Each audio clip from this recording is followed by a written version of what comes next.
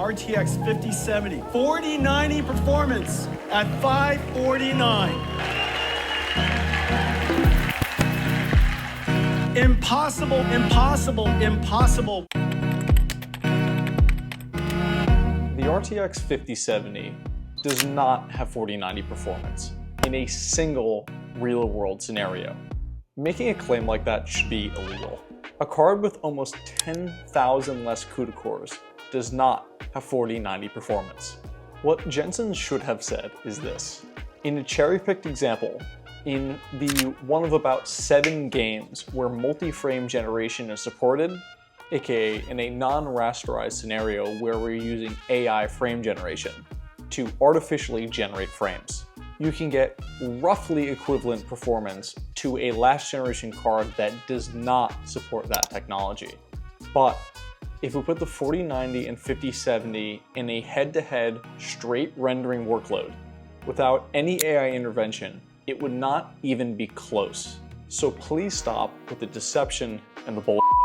If we look at the specs of these two cards side by side, there is nothing about the 5070 that could hold a candle to the 4090 in any capacity. Less RAM, far less processing power, far less wattage potential, usually worse cooling given the size of the cards. Should I go on? Like, I get what they're going for all the fools that will fall for the scam and plaster it all over the internet and create buzz about it, with headlines like, "This year's base model is last year's flagship," or something. But in the end, again, it's just a lie. It's just like real life clickbait. The biggest thing I can't get over is like all the influencers salivating over this, like, "Oh my god, you get 4090 performance for $550. Like, no you f***ing can't. Period. Further, has it like dawned on anyone yet how horrible all of this multi-frame generation is for the gaming industry at large? Have you seen how poorly optimized games have been getting? Well now, forget optimization completely. Developers can just release games that run at 15 FPS and use multi-frame generation to bump it up to a smoother 60. And at that point, anyone who hasn't bought a 5090 for 10 grand from a scalper who got all the inventory, I guess they could all go kick rocks because games aren't going to work on anything that's not modern hardware. I just don't get why NVIDIA feels the need to make these claims. These cards are going to be insane, no doubt, but why blatantly lie and overinflate the potential? No one asked for a $550 card to outperform a $2,000 card from last generation. It's just not a necessary claim.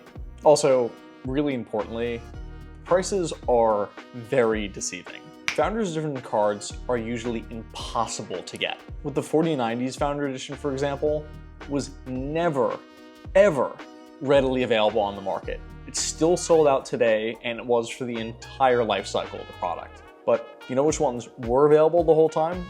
The aftermarket varieties that usually sell for about $1,000 more than the MSRP that Jensen touts, which would make the 5090 more in the range of $3,200 after tax.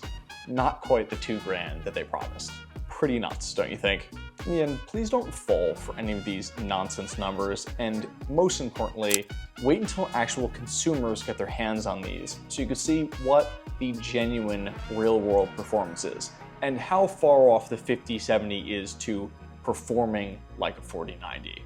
It's going to be further than you think, especially for most of the games that you play today. I know I myself am very much looking forward to seeing how these actually turn out.